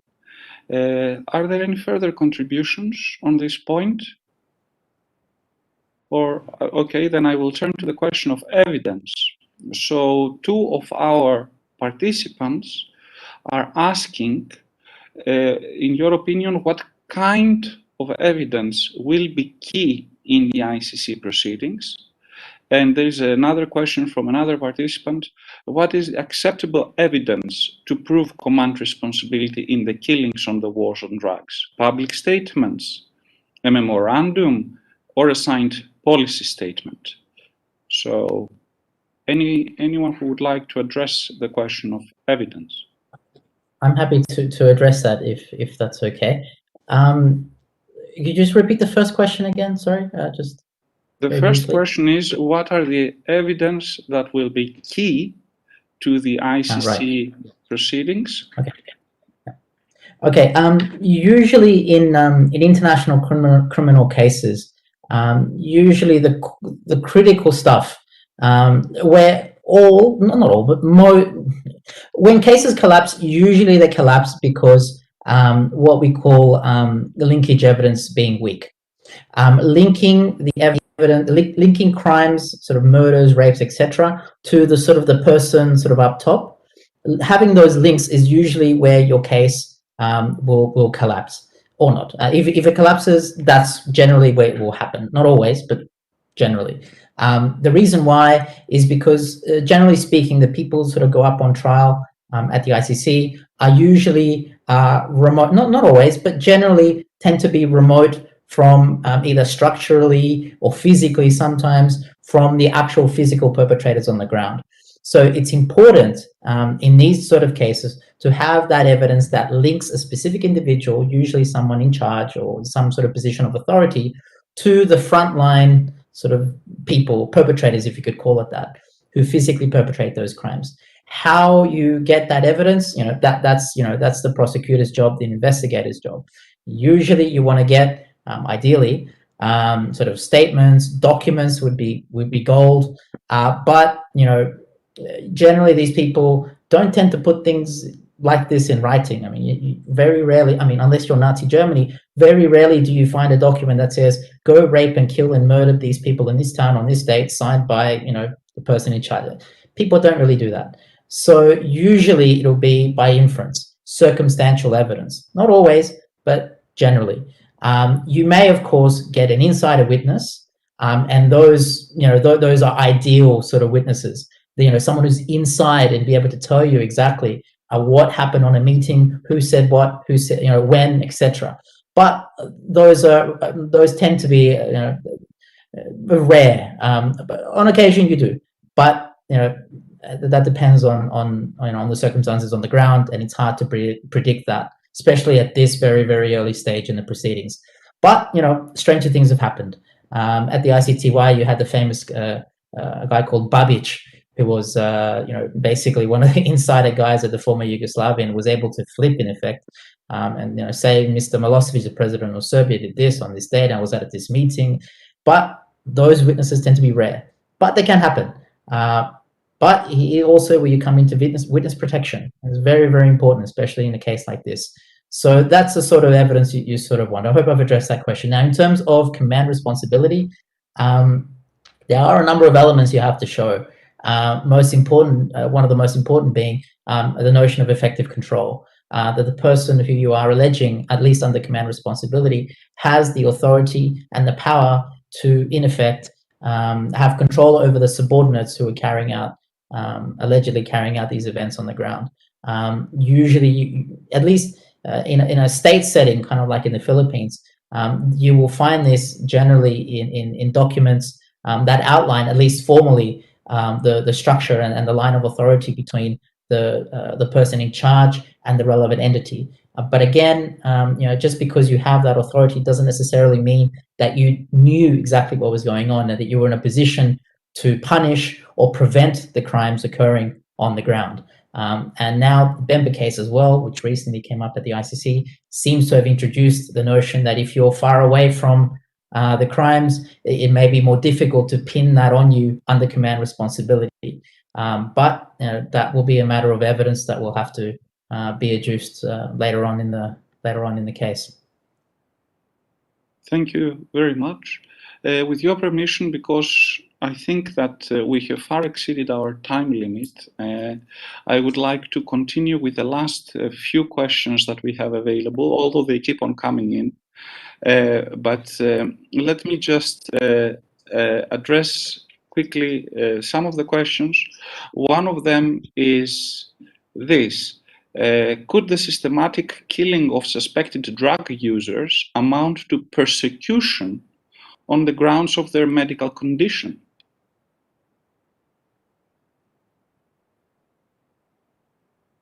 Yes, Marina?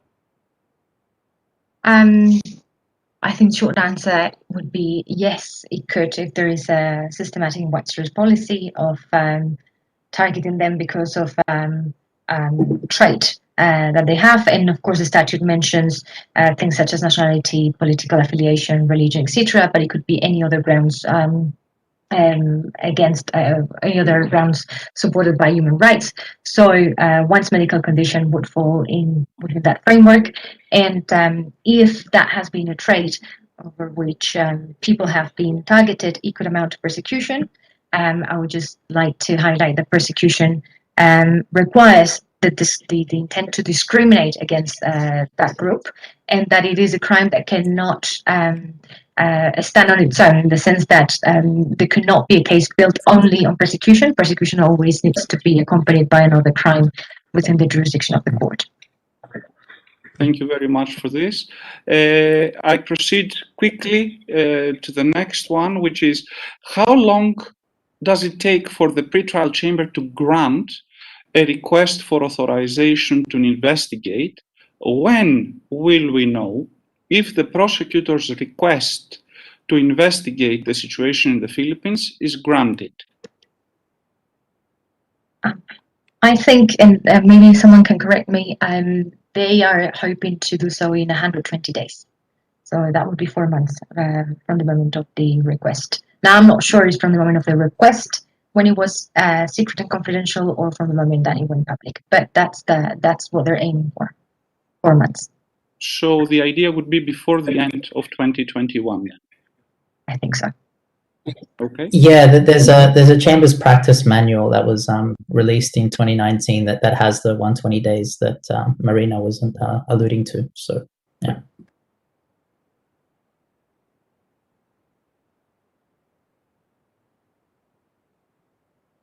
What happens if a victim appears to make certain statements in the application, in the representation form, excuse me, but the statements that they make in the representation form in this stage are different to the statements that they make in the application form once a case exists? Are there any issues that emerge from that? If there are differences between what the victim writes in his or her representation form submitted at this stage and the official application form to stand in as a victim in the case stage? That's a very good question. There, in principle, my view would be to say that it would be difficult for such issues to arise, because these forms can be essentially anonymous. You can, on behalf, someone can just provide statistical data of how many victims have been given consent to tell their story, so you don't have to disclose exactly what happened, to who it happened, but just the general information. So it would be strange that there will be such a disconnect. And then my instinctive answer would be to say that this would not normally happen, because the representation forms have only this purpose, and these have never been even disclosed to the OTP. It would be a move for the defense, when there is one, if there is a case, to try to request these representation forms, to try to catch if there is a disconnect, and that would be up to the chamber in question to see if they want to grant access or not, depending on the sector of the victims. But my gut would tell me that this would be extraordinary, and that it would not happen. Thank you very much. Would anyone else like to contribute to this point, or perhaps we can proceed to one last? No, I think that was the last question. No, one last question, excuse me. And the last question is, what happens if a killing is carried out by a police officer who conceals his identity? The police officer commits murder, but without knowledge or order by his or her superiors. Will the police officer be charged as a normal citizen?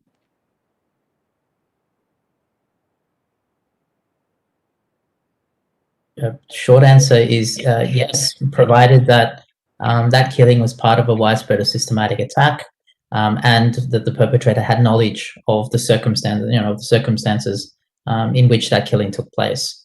You don't then have to necessarily go pursuant to an order. But of course, if you want to go further up, that order helps. I see. I had quite a few questions of my own to ask, but in the interests of time, I will stop myself. I would like to thank you all for taking the time to be here with us today. A warm thank you to Judge Pangalangan. Thank you very much.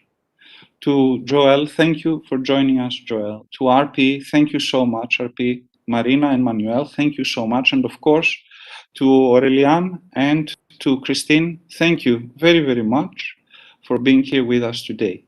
Without further ado, I would like to close this session now. And thank you once again for your time, for your availability. We will keep this recording available on the channel for a few more days, because I assume that for many people this was not the easiest time of the day in Western Europe, in the middle of the day, to follow the proceedings. But we hope that later on it will be possible. And before I close, a warm thank you also to our listeners, to our participants, for their interesting questions and for hearing us, for staying here, for following these proceedings in spite of the fact that it's the middle of the summer.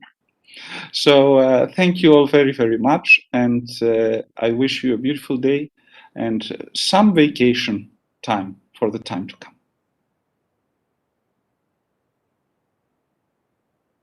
Thank you.